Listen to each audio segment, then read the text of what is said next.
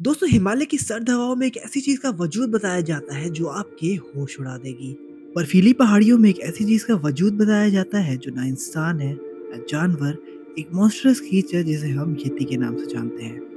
यति, जिसे एक abominable snowman भी कहा जाता है, एक अनसॉल्व्ड मिस्ट्री है जो हमें डराता भी है और हमें क्यूरियस भी करता है। तो आज की वीडियो में हम आपको ले चलेंगे यति के होने के स्पाइन चिलिंग सैबाटॉन, डरावनी कहानी और उन एक्सपेरिमेंट्स के पीछे जो साइंटिस्ट ने किए लेकिन आज तक उसके राज नहीं खुल पाए।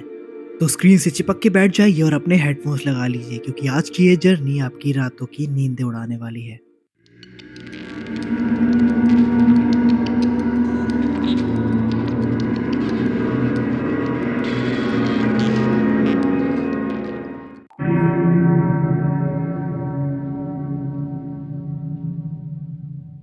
यति के बारे में सबसे पहली बात करते हैं कि आखिर ये नाम कहाँ से आया।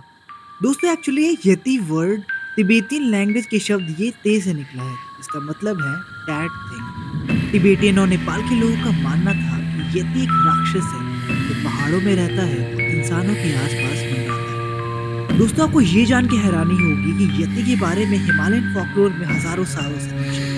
यानी कि यति कोई रीसेंट टाइम में ही देखे जाने वाला जीव नहीं है। ये हमारे इतिहास में हजारों सालों से ही होता हुआ आ रहा है, बस हमारी आंखों में ये इस बीच पड़ा है। तिबेटियन बुद्धिस्ट मोनेस्ट्रीज में यति के स्कैल्प और हाथ जैसे ऑब्जेक्ट्स भी प्रिजर्व्ड हैं, तो ये लोग कहते हैं कि ये प्रूफ है उन प्राणियों का जो बर्फीली पहाड़ियों में रहा करते हैं। ऑब्वियसली इस चीज सुनने में काफी डरावनी लग सकती है और ये है भी, बट जब तक किसी चीज का एक प्रॉपर प्रूफ ना मिल जाए तब तक हम उस पर भरोसा नहीं कर सकते हैं। मगर दोस्तों आप ये चीज जरूर याद रखिए कि ये सिर्फ कहानी नहीं है। साइंस और लोकल लेजेंड्स के बीच में अजीब कनेक्शन है जो यति को एक अनसॉल्व्ड पजल बना देता है।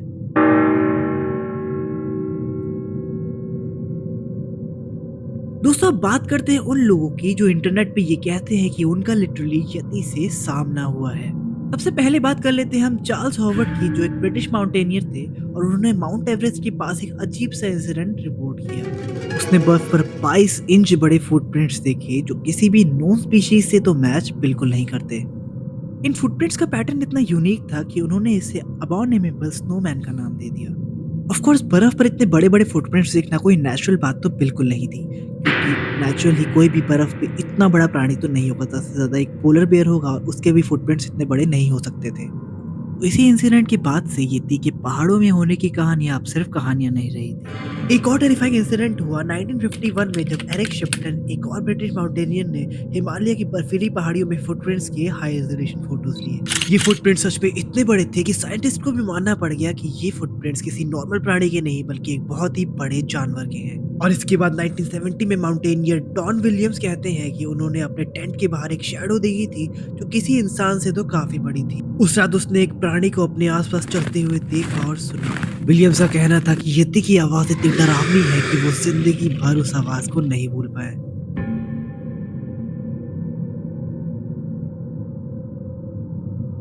दोस्तों यति के एग्जिस्टेंस का प्रूफ सिर्फ उसके एनकाउंटर्स तक सीमित नहीं है, कुछ ऐसे फिजिकल सबूत भी है जो इसके वजूद को और स्ट्रॉन्ग बनाते हैं। 2019 में इंडियन आर्मी के मकालू बेस कैंप के पास 32 इंच के फुटप्रिंट्स रिपोर्ट किए गए। ये फुटप्रिंट्स इतने यूनिक थे कि आर्मी वालों ने इसे ऑफिशियली डिक्लेयर कर दिया कि ये यति के ही हो सकते हैं। आखिर वो कौन सा प्राणी है जो बर्फ की वादियों में घूम तो रहा है मगर हमें दिख नहीं रहा। 2017 में एक स्टडी पब्लिश हुई जिसमें हिमालयन बेयर्स और येती के डीएनए सैंपल्स को कंपेयर किया गया। साइंटिस्ट का ये मानना है कि येती एक अननोन स्पीशीज का डिसेंडेंट हो सकता है जो स्पीशीज अब एक्सटिंक्ट हो चुकी है। और येती के ठोस सबूत पाने के लिए हमें ज्यादा दूर जाने की भी जरूरत नहीं है, क्योंकि नेपाल के बुद्धिस्ट मॉनेस्ट्रीज में प्रिजर्व है येती के स्कैल्प्स और उसके हाथ। ये लोकल लेजेंड्स और साइंटिफिक क्यूरियोसिटी का एक बहुत बड़ा सोर्स है।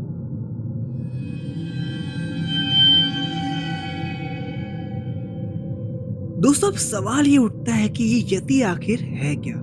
कुछ एक्सपर्ट्स का ऐसा मानना है कि यति असल में एक बड़े प्रिमिटिव स्पीशीज जैकेंटोपिथेसिस का डिसेंडेंट हो सकती है। ये स्पीशीज 1 लाख साल पहले ही एक्सटिंक्ट हो चुकी है मगर हिमालय के आइसोलेटेड एनवायरनमेंट में सरवाइव कर सकती है। इस चीज के होने के चांसेस तो काफी हाई है मगर ये सब सिर्फ स्पेकुलेशंस है।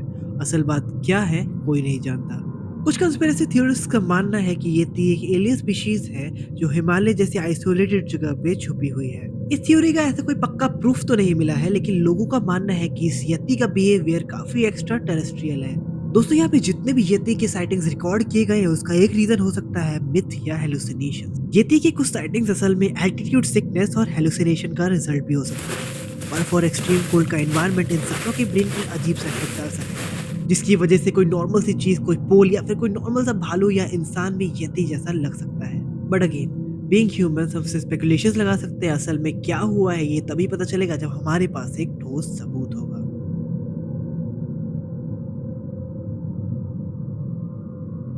दोस्तों येती सिर्फ एक प्राणी नहीं बल्कि एक मिस्ट्री है जो इंसान की क्यूरियोसिटी को एक्साइट करती है। इसके पीछे एक सिंपल साइकोलॉजी भी है। हमारे माइंड को वो चीजें अट्रैक्ट करती हैं जो अनएक्सप्लेन्ड है, जो मिस्टीरियस है। हिमालय की मिस्ट्रीज और यति की अनसॉल्व कहानी हमें हमेशा अपने अंदर इंटरव्यू रखती है। बिल्कुल जैसे एलियन की मिस्ट्रीज या फिर बर्मुदा ट्रायंगल की मिस्ट्री पे लोगों का जो रिएक्शन होता है, उनके बारे में लोगों की जानने की जो जिज्ञासा होती है, ये बिल्कुल कुछ वैसा ही है। और दोस्तों अगर आप चाहते हो कि हम एलियंस पे या बर्मुदा ट्रायंगल की मिस्ट्री पे वीडियोस लेकर आए तो इस वीडियो के नीचे कमेंट करें, हम उस पर भी वीडियोस जरूर लेकर आएंगे।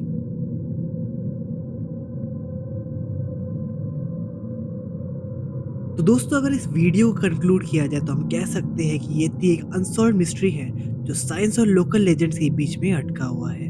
फुटप्रिंट्स, एनकाउंटर्स और थ्योरीज मिलकर यति को एक ऐसी कहानी बनाते हैं जो डरावनी भी है और इंटरेस्टिंग भी। वैसे आपका क्या मानना है? क्या यति एक सच है या इंसानों की इमेजिनेशन का एक नतीजा?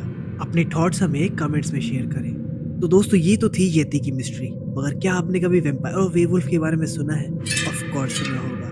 पर आपने कभी सोचा है कि वैम्पायर और वेयरवुल्फ जैसे बीस्ट में आपस में लड़ाई हो जाए तो क्या होगा? ये जानने के लिए ऊपर आई बटन पे क्लिक करें और जाने अगर वैम्पायर और वेयरवुल्फ जैसे बीस्ट आपस में भिड़ गए तो इस सिचुएशन में क्या होगा?